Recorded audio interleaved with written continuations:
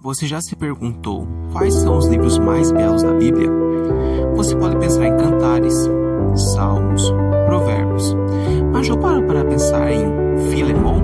Exatamente, Filemon. Essa carta é muito bela, pois retrata a expiação que Cristo fez pelos nossos pecados na cruz do Calvário, ao nos reconciliar com Deus Pai. Além disso, sabia que há outras curiosidades sobre a carta de Filemon? É isso que vamos ver no Teologia e Vida com a aula do professor Giovanni. Vamos lá. Pessoal, é o meu irmão Samuel Henrique. Fala, pessoal, primeiramente quero agradecer aí o nosso irmão Samuel Henrique, o Arthur Henrique. A gente até às vezes conversa com o Arthur no Instagram, então o Samuel, já participei de alguns encontros aqui, eu acho que no ano passado, né? E eu lembro que foi algo relacionado ao Antigo Testamento. Eu estava até falando com ele, foi a exposição em Neemias, foi bem bacana, marcou. E é um prazer hoje ser alguém que vai falar, né? Alguém que vai dar a exposição aqui. Então, eu sinto honrado e que o Senhor seja glorificado. E a nossa exposição é em Filemon, né? E por que surgiu essa ideia de eu falar na carta de Filemon? Porque Filemon, particularmente, é uma carta que me toca bastante, porque ela tem ela meio que tem um know-how jurídico nela, né? Ela tem algumas questões, porque fala sobre a alforria de Onésimo. E nós sabemos que é uma das menores cartas do apóstolo Paulo, e é uma carta que talvez na nossa vida comum nós possamos subestimar essa carta ou não dar a devida importância, porque poucos expositores ou poucos autores citam pouco essa carta. Então a gente acaba não enxergando ela, e ela é uma carta de um capítulo só, a menor exposição de Paulo ali. Só que ela é uma carta que, quando a gente lê e entende o contexto cultural de Paulo, e a gente entende o que ele está falando ali, é uma carta explosiva demais para a sociedade de Paulo. É uma carta que o apóstolo Paulo está meio que fazendo uma solicitação bem radical pro Filemon. E qual é o contexto da carta de Paulo ao Filemon, né? E eu vou explicar um pouco também o que eu percebi nessa carta. Inclusive, é uma carta que eu tenho trabalhado nela. Estou tentando escrever um artigo sobre essa carta, já tem alguns escritos já. Só que eu ainda estou me pegando na parte da datação, umas discussões, um debate relacionado a essa carta de dois teólogos que debatem ela. E eu estou pegando um pouco também do contexto histórico-cultural e a ligação que essa carta tem com o Antigo Testamento, que é a parte que mais me deixa intrigado com essa carta. Voltando aqui o raciocínio, por que Paulo ele tem que escrever essa carta, e por que essa carta ela é tão impactante? A parte mais interessante é o seguinte: foi uma carta escrita nos moldes do primeiro século. É uma carta que ela tem familiaridade com alguns escritos de pedidos de alforria de outros escravos também do primeiro século. Alguns, se não me falha a memória, alguns estoicos, alguns filósofos da época de Paulo também escreveram algumas cartas sobre libertação, só que nada se compara ao que Paulo escreve relacionado a Onésimo para Filemon. Porque o contexto que Paulo está escrevendo essa carta é um contexto do Império Romano. E nós sabemos que as punições para quem transgride as leis do Império Romano são transgressões que levam a pessoa à morte. E o Império Romano, uma das maiores forças que o Império Romano tem, ou a maior força, nós vemos em Jesus, que é o quê? A capacidade deles matarem com requintes de crueldade de forma pedagógica, para a sociedade ver e usar o criminoso ou o infrator como exemplo. Então, quando você estuda a crucificação de Cristo, entrando no contexto histórico-cultural da crucificação de Cristo, você vai entender que Jesus, ao ser morto pelo Império Romano, ele morreu de forma pedagógica. Em que sentido? Aquele que ousar fazer uma revolução ou se denominar algum outro senhor a não ser César, a morte vai ser dessa forma. Qual é a morte? A morte de cruz, né? Então, isso desencorajava algumas outras pessoas, alguns outros revolucionários, né? Não que Jesus ele veio para ser um revolucionário ou um rebelde, nada disso. Eu estou falando que o sistema que Roma tinha na época era esse sistema. Então, milhares de pessoas eram crucificadas, milhares de pessoas eram brutalmente mortas pela pena capital do Império Romano, e muitas dessas sentenças vinham porque muitos judeus, muitas pessoas se comportavam trazendo revoluções, né, querendo a libertação. Então isso acaba que eles viravam um recado. Isso desencorajava. Então, você percebe que isso desencorajou muitos judeus quando a morte, quando a gente vê os detalhes da morte de Jesus. E pro escravo fugitivo, né, que muitos entendem que o Onésimo era um escravo, se eu for pegar aqui da perspectiva mais popular, Onésimo ele serviria de recado também aos outros escravos.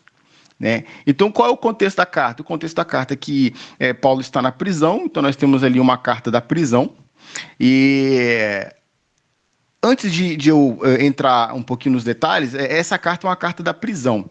Porém, qual é o problema ali que alguns teólogos se debatem?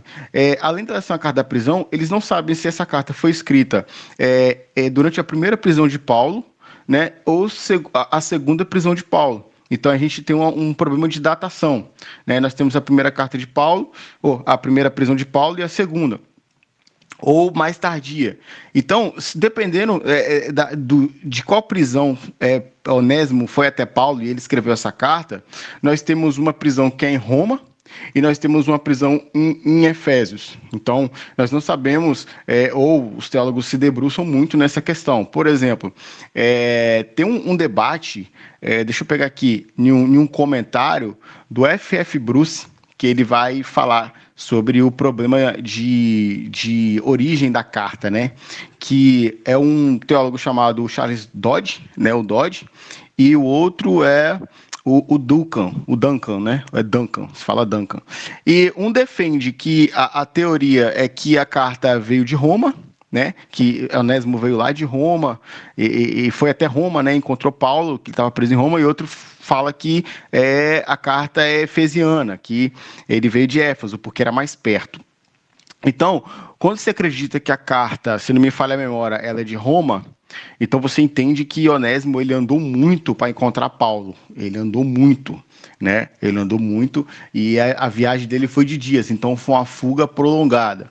Quando você entende que a carta é efesiana, né, que Paulo estava na prisão de Efésios, ele não andou tanto, ele estava mais familiarizado com o ambiente, porque tudo indica que Filemão, né, que era o senhor dos escravos, ele era o dono desses escravos, ele era um homem rico e a igreja era na sua casa.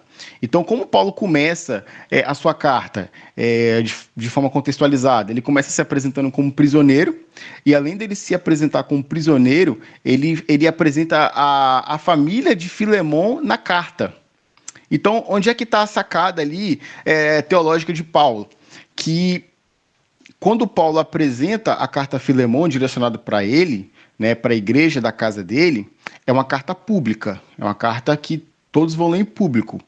E, além disso, ele está apresentando ali a sua família, provavelmente o seu filho, a sua esposa, e ele está descrevendo uma carta familiar. Quando ele escreve uma carta familiar, ele está se relacionando a algo assim, a família de Deus, uma nova humanidade, a família de Deus. Então, Paulo está escrevendo para irmãos na fé. Tanto que quando ele faz o apelo para libertar Onésimo, ele fala que ele faz o quê? Eu gerei Onésimo sobre as minhas algemas. Né? Então agora, para você, ele era inútil, mas para mim, agora, ele é útil. Ou seja, Onésimo significa, se não me falha a memória, é alguém que é inútil, né? Então, ou seja, é aquela resposta para o significado da palavra escravo. Em que sentido? Olha, se ele não for escravo, ele não tem utilidade nenhuma, mas já que ele é escravo, então a utilidade dele é servir, né? Então, só que agora ele não é mais escravo, fazendo um paralelo à vida de pecado, né? Então, ou seja, ele não vive mais na transgressão da lei. Agora eu gerei ele sobre as minhas algemas, agora ele é meu filho na fé. Então, já que ele é meu filho na fé, ele é meu filho espiritual. eu já não estou mais te mandando, ô Filemão, um escravo. Eu estou te mandando um pedaço de mim. Então, se eu estou te mandando um pedaço de mim, você não vai poder puni-lo, porque eu estou te entregando o meu próprio coração. Então, é muito intenso o pedido do apóstolo Paulo nessa carta. Ele gerou o filho na fé, e além dele ter gerado um filho na fé, ele faz um apelo extremamente radical. Então, esse é meio que o contexto da carta, né? Esse é o contexto. Então, por exemplo, tudo indica que Onésimo ele foi um transgressor, né? Se ele foi um escravo, qual era o senso comum da época ali do Império Romano? Os escravos eles roubavam um determinado bem dos seus senhores, um determinado dinheiro e fugiam. Por quê? Porque esse furto serviria de finança para ele bancar a sua fuga, né? Porque além de fugir, ele tinha que ter alguma reserva financeira. Então, ele precisava, né? Ele precisava ter essa reserva financeira. Então, é aí que surge a ofensa para Filemon. Além dele ter fugido, ele ter roubado. Outros dizem que Onésimo ele estava indo mesmo, ele era membro da família, porque Paulo usa esse contexto familiar, e a sua fuga por um desentendimento. Como Filemon tinha muito poder, ele foi chamar Paulo para reconciliar. Mas essa perspectiva é mais fraca. E outros falam que ele não era um membro da família, mas ele era um membro de igreja e estava tendo uma desavença comunitária entre eles, e Onésimo vai até Paulo para procurar. Então, assim, procurar Paulo para reconciliar, por causa do tom familiar que Paulo dá à carta. Porém, eu creio que essa carta mostra que Onésimo ele é um fugitivo, ele é um escravo e ele não é convertido a Cristo, ele é senhor do Filemon. Ele vai até Paulo, porque ele vai até Paulo para Paulo acionar uma lei romana, que do latim animus amicus, ou amicus animus, algo assim. Vocês estão conseguindo me ver bem aí? Parece que aqui deu um delay. Sim, estamos. Tá bom. E aí surge essa medida. Ele vai até Paulo, né? Porque ele sabia da influência de Paulo sobre as igrejas. E além dele saber da influência de Paulo, ele sabia que Paulo era extremamente próximo de Filemon, o seu senhor. Então, temendo a sua vida, ele vai até Paulo para que Paulo faça alguma coisa com ele. Só que aí, no contexto dessa carta, a gente tem que entender uma coisa. Se Paulo ele refugia Onésimo, Paulo está transgredindo a lei de Roma. E isso mancharia o ministério de Paulo. Aí é complicado. Se Paulo ele faz um apelo direto, né, não faz todo aquele contexto mostrando a importância da irmandade em Cristo, Paulo também está transgredindo a lei de Roma e escandalizando as igrejas, refugiando um criminoso. Então, cara, quando Onésimo vai até Paulo, ele coloca Paulo numa saia justa. Então, Paulo, Samuel aí, os outros irmãos que estão entendendo aí sobre uma petição, Paulo tem que fazer uma petição muito, mas muito estratégica para que ele não fosse mal interpretado e a coisa não piorasse para Onésimo. Agora, vamos pensar em senso comum aqui. Eu estou falando de senso comum, mas um dos autores, pessoal, que eu vou falar aqui, que traz um contorno um pouco mais dentro do contexto ali, o que Paulo sentiu, o que Onésimo poderia ter sentido quando chegou lá, o que Filemon sentiu. O Ellen White ele fala muito bem disso, tá? Naquele tomo de 3 volumes dele lá sobre Paulo e a fidelidade de Deus. Ele fala assim, olha, cara, imagina, Paulo pede para que o Onésimo seja liberto, alforriado, agora ele é irmão em Cristo, não é mais escravo, liberta ele. Aí Onésimo chega lá depois de tudo que ele fez com a carta na mão. E quando ele chega com a carta na mão, o Filemon ele é pressionado pela autoridade apostólica de Paulo a liberar Onésimo, então não seria sincero. Ele ia sofrer uma represália muito grande na igreja, aí fez o que fez, foi até Paulo liberou, agora tá aí, a gente tem que suportar esse traste. Eu falando de forma comum, né?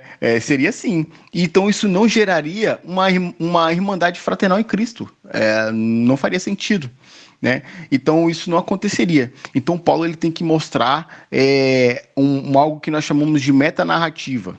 Quando você lê a carta de Filemon, você vai perceber, comparado às outras cartas de Paulo, que ele não fala da crucificação de Cristo. Ele não fala da cruz. ele não fala da morte e ressurreição de Cristo. Paulo não cita essas coisas na carta. É uma carta que é a mais pessoal dele, e por ser a mais pessoal, ele não cita. E qual é a sacada de Paulo ali? Ele faz uma coisa chamada metanarrativa. Ele faz uma narrativa dentro da outra. Ele pega o contexto em que a igreja vive e que ele viveu e que Onésimo estava vivendo. Então ele pega o seguinte, olha, eu não vou falar diretamente sobre a morte e a ressurreição de Cristo, mas eu vou usar em exemplos. Então é como se Paulo tivesse de braços abertos, um braço segurando Filemão e outro braço segurando Onésimo, e ele mesmo pagando o preço, porque ele chega e diz assim, se ele roubou alguma coisa, coloca na minha conta, que eu pago. Ou seja, primeiro, ele gera Onésimo sobre as algemas. Segundo, ele envia o seu próprio coração, né, de tão íntimo que foi a irmandade entre eles ali, que foi gerado. Terceiro, ele pede para que ele mesmo pague a dívida de Onésimo como escravo. Né? Quarto, que ele era escravo. É aquilo que Jesus fez por nós, sabe? Deus envia o seu filho, que como pai, né? Ele envia um pedaço de si para nós, filosoficamente falando. Jesus vem e paga os pecados no nosso lugar. Jesus vence a morte, que era o que Onésimo estava merecendo segundo a lei romana. E depois de Jesus vencer a morte, Jesus nos liberta das algemas do pecado. Então, esse é o grande lance, né, da carta de Paulo a Filemão. Só que tem outra coisa, essa carta tinha que ser lida publicamente. Essa carta tinha que ser lida publicamente. E aí, como que Paulo ele prepara esse terreno? Ele começa elogiando Filemão. Eu conheço o tipo de crente que você é. Eu sei que você tem uma fé ativa, né? Eu conheço a sua fé. Deixa eu achar o versículo aqui rapidinho. Ele chega a dizer... Primeiro ele chega elogiando a fé de Filemão. Acho que é o versículo... Capítulo 1, 5, 7. Ó. Porque tenho ouvido falar da fé que você tem no Senhor Jesus e do seu amor por todos os santos. Pois, irmão, o seu Senhor me trouxe grande alegria e consolo, visto que o coração dos santos tem sido reanimado por você. Então, o Filemão era um bom cristão. Ele era um bom cristão. Só que ele foi ali agora confrontado a ir além de ser um bom cristão. Ele foi confrontado a perdoar um transgressor com ele tendo todos os direitos em mãos. Né? Tem um livro, não sei se vocês já ouviram falar, Paulo e a Linguagem da Fé, do Nidjai Gupta. Não é um livro caro, e ele fala sobre esse tipo de fé que Paulo está falando, né? Porque é um livro que fala sobre fé, e a fé tem vários significados na Bíblia. E um dos significados que Paulo está falando em Filemão é uma fé ativa, é uma fé baseada na justiça e na misericórdia. Ou seja, não é uma fé hipócrita. Em que sentido? Ele está falando o seguinte, é uma fé cognitivamente ativa, né? Ela não só teoriza, mas ela age. É uma fé que obedece, então é uma fé que crê nos mandamentos de Deus e obedece, não resiste, e é uma fé que confia nas relações, ou seja, isso é muito interessante, é uma fé que não desconfia dos relacionamentos alheios da comunidade, mas ela confia no próximo, e é como uma fé que pensasse assim, mas e se o meu próximo não for verdadeiro comigo, e se o meu próximo me transgredir? Essa fé confia. Entendeu? Então, quando Paulo fala assim, olha, eu tenho ouvido falar da fé que você tem. Então, Paulo está falando assim, eu sei que você pratica essas coisas e agora está sendo exigido um pouco mais, né? Estou te enviando o transgressor e o seu escravo, só que agora ele não é mais escravo, agora ele é irmão. Ele agora é da família de fé. Então, quando Paulo ele começa falando da carta, se relacionando com os parentes de Filemão, e ele fala que Filemão agora é irmão, ele está colocando Filemão dentro da família.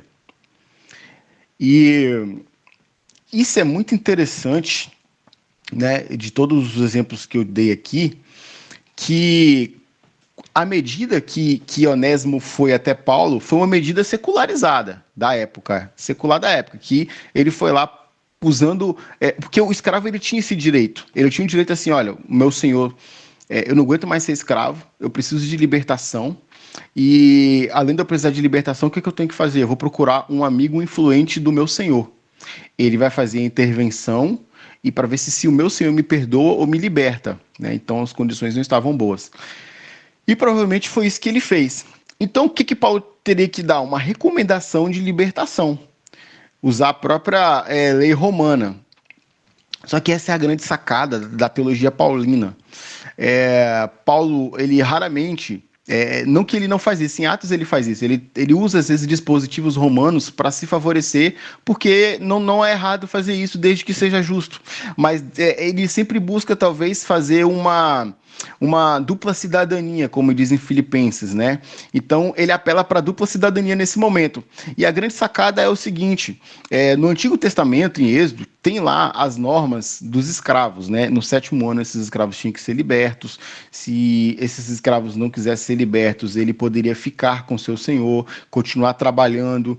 Se ele constituísse família no período da sua escravidão, ele poderia ser liberto, mas a sua família seria do senhor.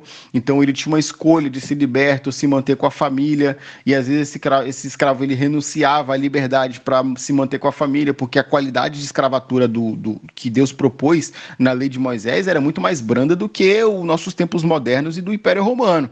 Então tinha essa questão. Só que uma grande evidência da escravidão do Pentateuco é que tinha um prazo para que esse escravo fosse liberto. Assim como Deus sempre deu um prazo para Israel ser liberto dos seus inimigos, assim como assim como Deus deu, né, um prazo ali para o Israel ser liberto dos seus inimigos, assim como Jesus veio trazendo esse prazo e cumpriu com esse prazo, agora Paulo enxergou também essa necessidade. Assim, é como se Paulo fizesse assim: eu não vou usar a medida romana para te libertar. Eu vou falar de uma forma que Filemão entenda que eu estou usando a medida do Pentateuco, da lei de Deus. Então, é como se Paulo falasse assim: olha, você não vai dar a carta de alforria porque ele procurou a lei do império.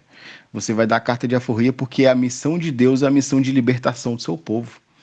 Então, Paulo entende que na ideia de Deus, no enredo da Bíblia, Deus sempre procurou libertar o povo. Deus sempre teve essa missão de libertação. Então a gente você pega o Êxodo, Faraó, libertação, né? A grande história da libertação. Você pega o Israel sendo preso pela Síria, houve um momento de que foram libertos. A Babilônia, libertos. Roma, né? Claro, Jesus trouxe da forma definitiva a libertação. Então sempre na história ainda vai acontecer. Houve essa questão muito séria entre Deus e o seu povo e o compromisso de Deus libertar o seu povo, né? Que hoje nós somos livres dos pecados, da condenação do pecado, e vai chegar numa libertação literal. Mas essa é a ideia de Deus, essa é a intenção de Deus, e Paulo está pregando esse tipo de libertação na carta. Então, por isso que o Filemão entende isso. Ele entende, e tanto que um pai da igreja, anos depois, usa o termo Onésimo para dizer que ele era bispo da igreja de Éfeso, pastor da igreja de Éfeso. Então, para quem estuda a patrística a fundo e pega essa carta e estuda o que se deu na vida de Onésimo, possa ser que seja ele o bispo dessa igreja no futuro. Então você vê que realmente Deus fez o libertou, né? E por que essa informação é importante? Porque, cara, escravo no Império Romano é escravo. Mas ele foi liberto. Vamos supor aqui que naquela época alguns escravos eram libertos, mas ele ainda ia ser só um ser humano que foi escravo e foi liberto, ele não ia ser mais nada na sociedade. O que ele ia fazer? As medidas sociais que eles tinham era se prostituir, se vender, e continuar trabalhando com status de livre, mas com comportamento de escravo. Então o escravo não tinha muita esperança. Por isso que a igreja teve um grande impacto social sobre Roma. O James Dunn e o Wright, eles têm essa linha de raciocínio seguinte, que eu vou começar pela linha do James Dunn. James Dunn, ele fala da autoridade apostólica de Paulo. Qual é a nossa ideia, talvez ocidental, né? Na verdade, que bom que ocidental é assim, porque daqui para lá é pior, oriental para lá é pior, de autoridade. É aquele camarada que manda e ele ditou a lei, ele deu uma ordem e os seus subalternos obedecem. Se não obedecer, forca, punição, isolamento e etc., né? De várias formas possíveis. Só que qual é a autoridade do apóstolo Paulo com seu poder apostólico? Ele apelou para a medida do amor, né? Então ele pegou toda a autoridade que ele tinha e tinha mesmo e fez um apelo amoroso, abrindo mão da sua autoridade. Isso é muito contracultural. Ele demonstrou ter muito mais autoridade fazendo isso do que usando a autoridade apostólica. Então ele renunciou. Então, essa era uma das medidas sobre apostolado do primeiro século. Abrir mão de si mesmo de forma muito profunda. Não quero entrar aqui nos métodos da igreja do primeiro século, que era ser um apóstolo. Mas uma das capacidades que prova a apostolicidade é essa autoridade apostólica e essa capacidade muito grande de amar o próximo, né? A ponto de abrir mão de si mesmo de forma muito profunda. E é isso que Paulo está fazendo ali. O James Dunn ele dá essa palhinha. E qual é outra coisa que o James Dunn e o Paulo e o N.T. Wright eles se concordam? Que ali Paulo estava instituindo uma nova humanidade. Em que sentido? Essa revolução, né? Eu não sei como que eles usam, o sentido que eles usam esse termo revolução, porque hoje também é um problema dizer essa palavra, e eu quero ser o mais transparente aqui, mas não é esse tipo de revolução de pegar em armas, de fazer nada disso, mas é no sentido assim, Jesus venceu a morte na cruz, e agora a humanidade não é mais a mesma. Então, como que nós vamos fazer uma humanidade segundo Jesus diferente? Porque agora nós somos nova criatura, é um termo bíblico, né? Fazendo o que Jesus faz, perdoar os nossos inimigos, agir com base no amor e fazer os apelos amorosos, né? Estou usando aqui minhas palavras. Então, você vê Paulo fazendo isso. E como que você dá peso a esse argumento? Você pega o começo da carta, Paulo está trazendo uma carta familiar. Você pega o meio da carta, Paulo está gerando filho. Você pega o final da carta, Paulo está reconciliando pessoas que agora estão unidas em Cristo e trazendo aquele que era transgressor para dentro da família, uma nova humanidade, uma nova família, a família de Deus. Então, esse é o grande peso da carta a Filemon, uma libertação que faz você ser integrado a uma família.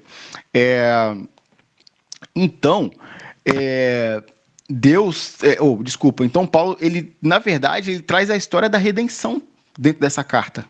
Por isso que a gente chama de metanarrativa. Ele pega a grande narrativa de Israel e ele traz ali aplicado a Filemon e Onésimo. Entrando aqui nas minhas últimas palavras, essa carta também ela foi vista na história como uma carta que foi escrita, né, com peso para abolir a escravatura, que foi feita para abolir o trabalho escravo. Nós sabemos que, no contexto norte-americano, ela foi muito útil, né, nos cristãos que entraram politicamente contra o poder da escravatura, e ela funcionou muito bem. É uma parte que está pendente nos meus estudos ainda, ver isso, mas vamos entender algo assim, sendo um pouco mais sincero dentro da carta, sendo um pouco mais honesto teologicamente. Não é essa a intenção de Paulo, tá? Não é essa. De forma bem simples, dizendo, se Paulo fosse se preocupar com isso, ele não fazia toda essa narrativa para libertar Onésimo. Ele usava o seu poder apostólico, pedia a libertação dele ali, e usava essas medidas aí e travaria uma guerra contra Roma, mas não é essa. Até porque se ele fizesse isso, como eu falei lá no começo, eu acho que atrapalharia as missões, sabe? Atrapalharia o avanço da igreja. Então, Paulo não tem essa intenção de trazer isso. Então, é bem importante isso. Não que seja proibido fazer essa assimilação, mas se você for honesto com o texto, você tem que entender, nós temos que entender, que a ideia de Paulo não era essa. Mas mesmo assim, com certeza essa carta ela influenciou muito nas lutas políticas, por exemplo, de Martin Luther King, desse pessoal aí, né, contra essas indiferenças, poder de império, injustiça social, mas isso já é um contexto moderno, pós-moderno, para a gente falar, mas dentro da questão da carta, a retórica ali é bem diferente. Então, isso é bem interessante, até mesmo o que a patrística fala da vida de Onésimo, essa integração. E eu acredito que o seguinte, se Onésimo, o meu último argumento voltando no começo, se Onésimo veio para a prisão de Paulo em Roma, ele teve que fazer muito malabarismo para chegar até Paulo, se camuflar, como diz Wright, pagar pedágio, né, para fugir, para que umas pessoas que tinham esse costume também, né, as pessoas os escravos pagavam essas pessoas para que elas escondessem eles, até mesmo para o Império Romano descobrir. E isso seria muito mais difícil ele chegar vivo até Paulo. E se Paulo estivesse na prisão mais próxima, que era em Efésios, talvez é porque ele já tinha mais familiaridade ali, então ele conseguiu encontrar Paulo ali e ficou mais fácil esse encontro com Paulo, né? Mesmo colocando Paulo em saia justa com o Império e com as igrejas. Então a narrativa de Paulo foi uma sacada extremamente inspirada pelo Espírito Santo. Então, pessoal, essa é a exposição, é a forma como eu tenho visto a carta de Filemon. Talvez para muitos não seja novidade, mas para mim tem sido essa narrativa de Deus, de Paulo estar usando a carta olhando para o Antigo Testamento e com a história da libertação do seu povo, e Deus continua libertando o povo, agora relacionado ao poder de império. Isso é bem interessante. Se alguém quiser fazer alguma pergunta, se tiver no meu alcance, indicação, estou aqui à disposição, beleza?